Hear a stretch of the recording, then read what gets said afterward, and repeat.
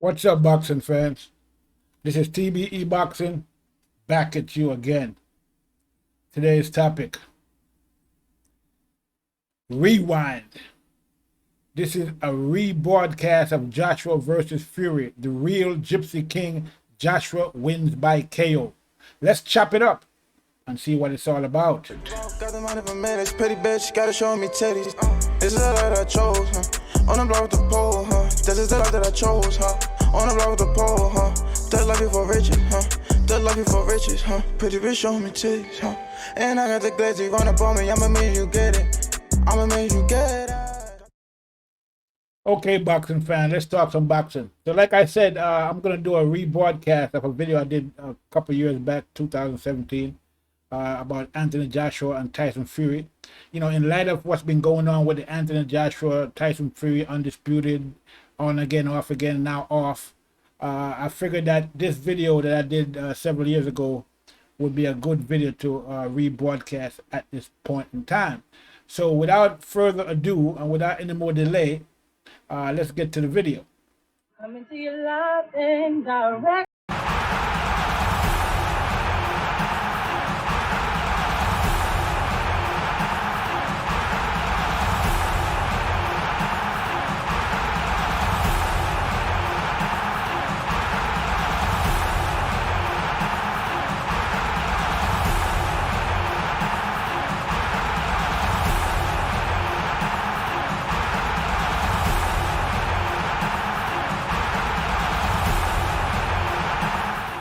What's up, boxing fans? This is TBE Boxing, back at you again. All right, so we saw the fight between Klitschko and Anthony Joshua. And as we all know, Joshua won by 11th round knockout. All right, so it was a great fight, but that fight is over with now, and so there's a lot of talk about Fury and Joshua. What's going to happen if they fight? If Fury comes back and challenges Joshua, what's going to happen? Who's going to win? Well, I think we're going to have to analyze that and see what we can come up with. Now, as you know, Fury refers to himself as the so-called Gypsy King. Now, for those of you who don't know what the Gypsies are, don't really understand, Gypsy is short for Egyptian, okay? That's like, as in ancient Egyptians, okay? So that's what the word Gypsy actually is referring to. The Gypsies are if you know anything about the Gypsies, you will know that the Gypsies are renowned for their fighting skills. Back in, a couple hundred years ago, back, in England, Scotland, and Ireland. Okay, they was well known for their martial abilities. Okay, not just in hand-to-hand combat, but sword fighting, horse riding, stick fighting, any type of martial combat. They was renowned or well known for that. Okay, and so by Fury claiming to be the Gypsy King, he's kind of referring to that in that sense. As a boxer. Being that the Gypsies were, well known for being good fighters. Okay.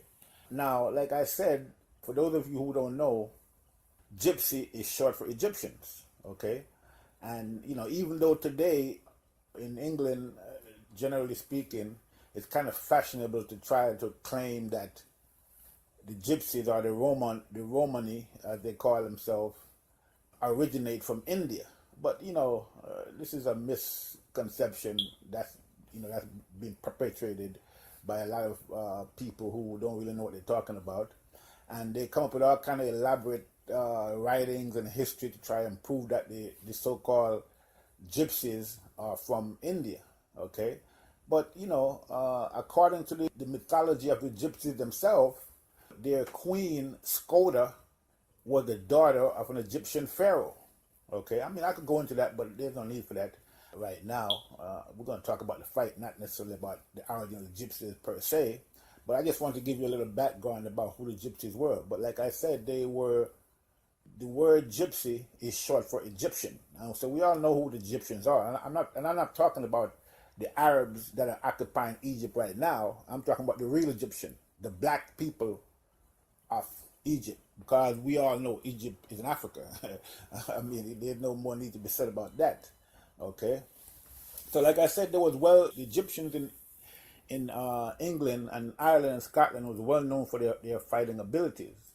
And so if you notice on the graphic that I have up here, I'm showing you that I say that the real Gypsy king is Anthony Joshua. So if you were to go by who the Gypsies really are, then Anthony Joshua is actually the real Gypsy king. Now there's a lot of Europeans who have adopted the Gypsy lifestyle and the Gypsy way, as a tradition. Okay, and so there's nothing wrong with that, but we have to know what the real history is. Okay, so if you look at those of the graphic that I have up there, you see that there's 2 books, or actually 3, by an author from England. Both of them are from England, actually. David McRitchie, The Ancient and Modern Britons Part 1 and Ancient and Modern Britons Part 2. And then I have Gerald Massey as well, with a book called Book of the Beginning. It's a 2-volume book, but if you read the first volume, it is a lot about Egyptians in the British Isles and the different place names of some of the places in Britain as it relates to Egypt or ancient Egypt. So for those people who don't really know the history of England, Ireland, Scotland, just like anywhere else, Africans have a big part to play in the actual history of England, Ireland, and Scotland. And in popular tradition, they were called gypsies. Okay, so, but anyway, just if you want to find out more about that, you can go ahead and read those books, Ancient and Modern Britain, Part 1 and Part 2, and also Book of the Beginning, Volume 1 by Gerald Massey. Okay, so enough about that, but let's move on to the actual fight now. Personally, I think that if the fight were to happen today between Tyson Fury and Anthony Joshua, I think Joshua would win by knockout. I mean, Tyson Fury is a good boxer, okay? And he has a lot of boxing skills. He's very mobile as a big guy. He's a big 6'7" or 8 or 9 or whatever it is. He's very tall. And so but for a tall, big guy, he's very mobile and very versatile in boxing skills. He's very light on his feet as a big guy, so he has a lot of good skills as a boxer. Okay, so he gives a lot of guys trouble, not just because of his height, which is one of the major reasons why he gives some of the people so much trouble, but because of the way he moves as a big man. He moves very well as a big man, and I kind of like the style of fighting that he comes with. It's a real boxing style. Okay. However, I have the same criticism of him as I have had of Klitschko, in that, he uses, he's a big guy, so for the most part, most of the people that he's fighting against are a lot smaller than he is, and so they have a hard time trying to get within range to actually reach him. Being that he can move so much as a big guy, he used that to his full advantage, which I don't blame him for doing that. Okay, so basically a lot of these guys that he fights, are much smaller than him. They barely reach up to his waist, and they can't reach within range to really hit him. So he takes full advantage of that. He has very long arms, and he jabs them and he moves, and and so he basically takes advantage of that, and that's how he beat most of the guys that he fight. Not just with his skill, but also with the fact that he's a very big guy, and it's very difficult for them to get within range. But like we saw in the Klitschko-Joshua fight, that's not going to work with a guy who's your size. Okay, it might work against those smaller guys, but when you have a guy in there who's actually your size, it's not going to work, especially if the guy that's your size has some boxing skills, which Joshua does have. So it's not going to be easy for Tyson Fury to box and move and do all of that against a guy like Joshua, who can actually get within range of him, because they are almost the same size, even though Fury is a little taller. Okay, but the thing about Joshua is that Joshua he's a pretty good boxer. I don't think he's as good of a pure boxer as, say, Tyson Fury is, but he's a better fighter. Okay, and what I mean by that is that he's an aggressive type of boxer. So basically, when you go in the ring against Joshua, there's only two things going to happen. Either you're going to knock him out, or he's probably going to knock you out. Okay, it's not going to be, you're not going to, outbox him, I don't think, for 12 rounds. If you can do that, then more power to you, and you're great. If you can do that, but it's very difficult. I think it'd be very difficult to actually do that, and we saw that with Klitschko. Okay, so the kind of aggressive style that Joshua comes with, he's always going to pressure you, and he has the skills to pressure you and do it effectively. And his skill, is getting better and better with every fight. So a fight between him and Fury, a lot of things that Fury is getting away with against these smaller guys is not going to work against Joshua. And Joshua definitely have the power to knock out Fury. Whether Fury have the power to knock out Joshua is questionable. Okay, because he hasn't displayed that much power in most of his fights. I mean, he can hurt you. He can hurt you if he hit you, the right way. But to say he has knockout power wouldn't be accurate. He hasn't really displayed that type of power, not the type of power that Joshua has. So I see a fight between the two of them. I see that Joshua pressuring Fury trying to box his way around the ring, but the pressure would be too much for him. And the fact that Joshua is about the same size as him would make it even more difficult for him to try to outbox Joshua. So, Joshua would end up knocking him out, I believe. I mean, it's not going to be like the way, because when you saw the Klitschko-Fury fight, we saw that Klitschko didn't really do much. His corner kept telling him to attack, but he just, it was holding, Fury. So basically, he didn't really do much against Fury, and so Fury had the space and the room to basically do what he wanted to do, or play with him as he claims, okay?